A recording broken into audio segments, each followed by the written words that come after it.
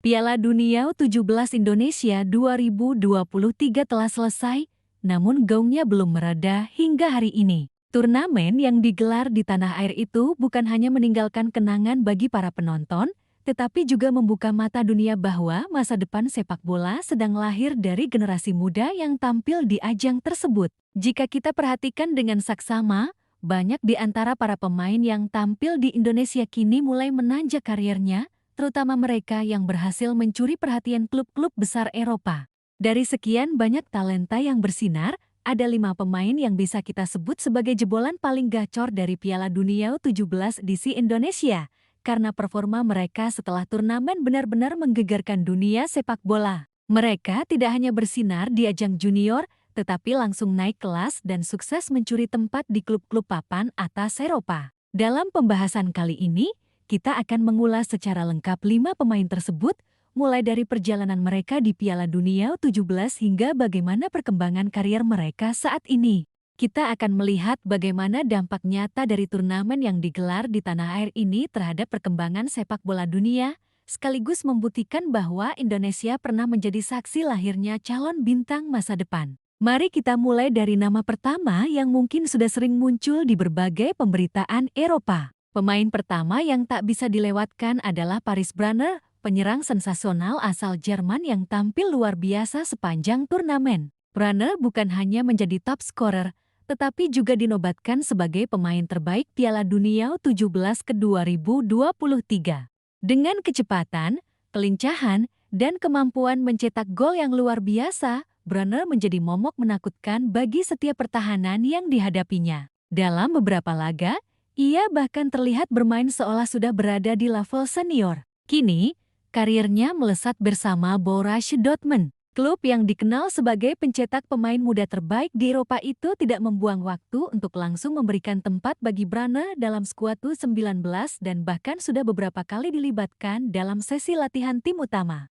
Jika kita melihat jalur karier pemain-pemain muda Dortmund sebelumnya seperti Erling Haaland, Jadon Sancho, atau Youssoupha Moukoko, maka bukan tidak mungkin Paris Brunner akan menjadi nama besar berikutnya. Media Jerman bahkan menjulukinya sebagai the next Leroy Sané, mengingat gaya bermainnya yang eksplosif dari sisi sayap dan kemampuan individunya yang sangat mematikan. Tidak hanya berhenti di situ, Brunner dikabarkan mulai dilirik oleh klub-klub Premier League yang siap membawa dirinya ke Inggris jika Dortmund tidak mampu memberikan menit bermain reguler. Namun melihat reputasi Dortmund yang selalu memberi peluang untuk talenta muda, kita bisa memperkirakan masa depan Brunner akan tetap cerah di Bundesliga. Jika ia terus berkembang seperti saat ini, bukan tidak mungkin 2 atau 3 tahun lagi ia sudah menjadi bagian dari timnas Jerman senior. Setelah membahas 3 nama pertama, kini kita beralih ke pemain keempat yang juga mencuri perhatian di Piala Dunia U17 Indonesia. Bahkan sebelum turnamen berakhir, ia sudah mulai menjadi sorotan pemandu bakat dari berbagai klub. Nama berikutnya datang dari Amerika Selatan, tepatnya dari Argentina, yaitu Santiago Alves. Ia adalah pemain sayap yang memiliki kecepatan luar biasa dan kemampuan menggiring bola yang sangat khas ala pemain Amerika Latin. Dalam beberapa pertandingan, Alves sering terlihat melakukan aksi individu yang membuat penonton berdecak kagum. Tidak hanya mengandalkan kecepatan, ia juga mampu membuat keputusan cerdas dalam situasi sulit. Setelah tampil impresif di Indonesia, karier Santiago Alves langsung meroket. Ia saat ini menjadi bagian dari Independiente, salah satu klub tradisional Argentina. Yang membuatnya semakin mencuri perhatian adalah rumor kuat yang menyebutkan bahwa Barcelona telah menjalin kesepakatan untuk membawanya ke Eropa dalam waktu dekat. Bahkan beberapa media Spanyol menyebut bahwa Alves akan mengikuti jejak Lionel Messi yang juga berasal dari Akademi Argentina sebelum pindah ke La Masia. Jika transfer ini benar terjadi, maka Piala Dunia U17 Indonesia bisa dikenang sebagai titik awal lahirnya bintang besar berikutnya di Camp Nou.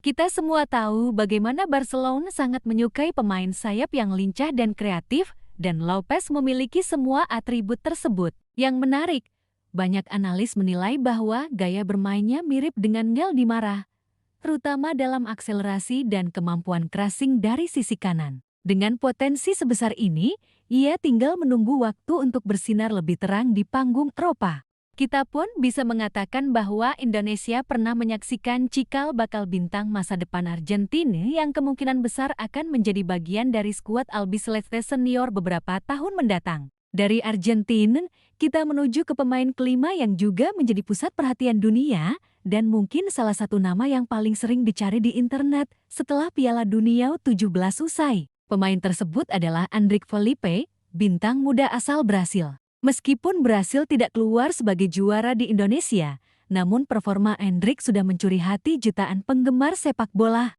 Ia memiliki kombinasi teknik, visi bermain, dan naluri mencetak gol yang membuatnya berbeda dari pemain seusianya. Yang membuat cerita Endrick semakin luar biasa adalah kenyataan bahwa sebelum Piala Dunia U17 dimulai, Real Madrid sudah menyelesaikan transfernya dari Palmeiras dengan nilai yang fantastis untuk pemain seusianya. Endrick saat ini sudah resmi menjadi bagian dari Real Madrid, klub yang juga merekrut pemain muda berbakat seperti Vinícius Junior dan Rodrigo sebelumnya. Jika kita melihat pola Real Madrid dalam mengembangkan talenta muda asal Brasil, maka Endrick berpotensi mengikuti jejak sukses kedua seniornya itu. Saat ini, ia sudah mulai dilibatkan dalam beberapa laga persahabatan dan sesi latihan bersama tim utama. Carlo Ancelotti bahkan menyebut bahwa Endrick memiliki kualitas yang tidak dimiliki oleh pemain seusianya, terutama dalam hal ketenangan saat berada di depan gawang.